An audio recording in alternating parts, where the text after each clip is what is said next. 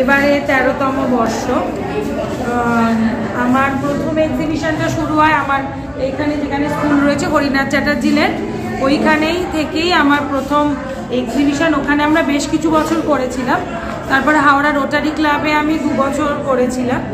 তারপরে শরৎ সদনে আসি। মাঝখানে কোভিডের জন্য 2 বছর বন্ধ ছিল। তারপরে এটা 13তম বর্ষ। এখন এখানে সাধারণ সমস্ত মানুষদের সাথে এখন আমি কিছু স্পেশাল বাচ্চাদেরও শেখাই। সেই স্পেশাল বাচ্চাদেরও এখন তাদেরও এক্সিবিশন হয়েছে। আমার কালকে জাজমেন্ট হয়েছে। কোনো বিষয় দিয়ে নয়, ওদের এখানে বয়স অনুযায়ী গ্রুপটা ভাগ করা থাকে।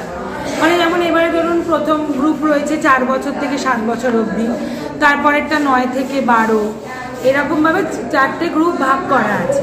এবার 4টে গ্রুপে আমার জাজ এসেছিলেন কালকে জাজমেন্ট করতে, উনি জাজমেন্ট করে গেছেন।